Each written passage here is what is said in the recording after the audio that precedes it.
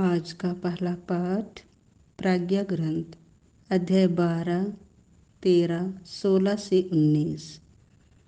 तुझे छोड़कर और कोई ईश्वर नहीं, तू ही समस्त सृष्टि की रक्षा करता है। यह आवश्यक नहीं कि तू किसी को इसका प्रमाण दे कि तेरे निर्णय सही है। तेरा न्याय तेरे सामर्थ्य पर आधारित है। तू सबका स्वामी है और इसीलिए सब पर दया करता है। तू तभी अपना सामर्थ्य प्रकट करता है जब तेरी सर्वशक्तिमता पर संदेह किया जाता है। तू उसी को दंड देता है जो तेरी प्रभुता जानकर तुझे चुनौती देता है। तो शक्तिशाली होते हुए भी उदारता पूर्वक न्याय करता और बड़ी कृपालुता से हम पर शासन करता है, क्योंकि तू इच्छा अनुसार अपना सामर्थ्य दिखा सकता है। इस प्रकार तूने अपनी प्रजा को यह शिक्षा दी है कि धर्मी को अपने भाइयों के प्रति सहृदय होना चाहिए, और तूने अपने पुत्रों को यह भरोसा दिलाया कि पाप के बाद तो उन्हें पश्चाताप का अवसर देगा। यह प्रभु की वाणी है। आज का दूसरा पाठ रोमियों के नाम संत पौलुस का पत्र अध्याय 8 पद संख्या 26 से 27। आत्मा भी हमारी दुर्बलता में हमारी सहायता करता है।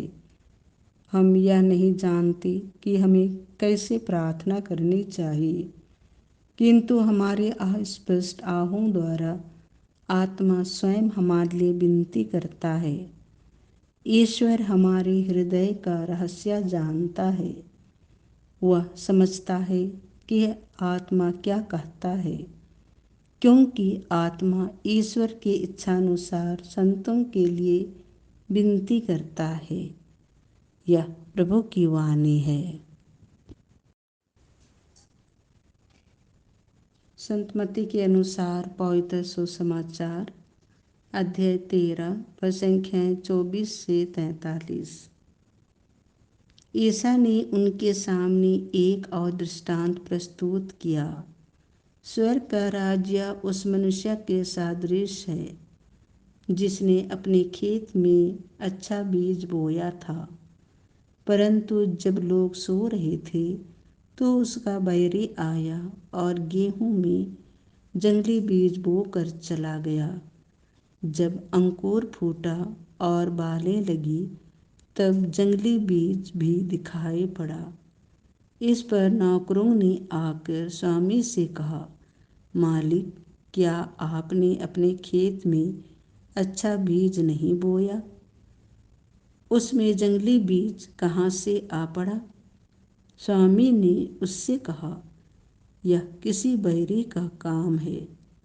तब नौकरों ने उससे पूछा, क्या आप चाहते हैं कि हम जाकर जंगली बीज बटोर लें? स्वामी ने उत्तर दिया, नहीं, कहीं ऐसा ना हो कि जंगली बीज बटोरते समय तुम गेहूं भी उखाड़ डालो।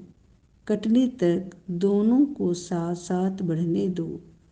कटनी के समय मैं लूनने वालों से कहूँगा, पहले जंगली बीज बटोर लो और जलाने के लिए उनके गट्ठे बांधो, तब गेहूँ मेरे बखान में जमा करो। ईसा ने उनके सामने एक और दृष्टांत प्रस्तुत किया। स्वर्ग का राज्य राई के दाने के सदृश है, जिसे लेकर किसी मनुष्य ने अपने खेत में बोया। वह तो सब बीजों से छोटा है, परंतु बढ़कर सब पौधों से बड़ा हो जाता है और ऐसा पेड़ बनता है कि आकाश के पंछी आकर उसकी डालियों में बसेरा करते हैं। ईसा ने उन्हें एक और दृष्टांत सुनाया। स्वर्ग का राज्य उस खमीर के सदृश है जिसे लेकर किसी स्त्री ने 3 पसेरी आटे में मिलाया और सारा आटा खमीर हो गया। ऐसा दृष्टांतों में ही ये सब बातें लोगों को समझाते थे। वह बिना दृष्टांत के उनसे कुछ नहीं करते थे, जिससे नबी का यह कथन पूरा हो जाए, मैं दृष्टांतों में बोलूँगा। पृथ्वी के आराम से जो गुप्त रहा उसे मैं प्रकट करूँगा। ईसा लोगों को विदा कर घर लौटे। उनके शिष्यों ने उनके पास आकर कहा, खेत में जंगली बीज का दृष्टांत हमें समझा दीजिए। ईसा ने उन्हें उत्तर दिया, अच्छा बीज बोने वाला मानव पुत्र है। खेत संसार है। अच्छा बीज राज्य की प्रजा है। जंगली बीज दुष्ट आत्मा की प्रजा है। बोने वाला बैरी शैतान है। कटनी संसार का अंत है। लूलने वाले स्वर्गदूत हैं। जिस तरह लोग जंगली बीज बटोर कर आग में जला देते हैं, वैसा ही संसार के अंत में होगा।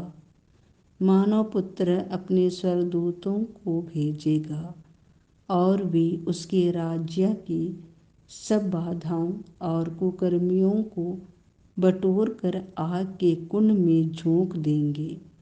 वहाँ वे लोग रोएंगे और दांत पीसते रहेंगे।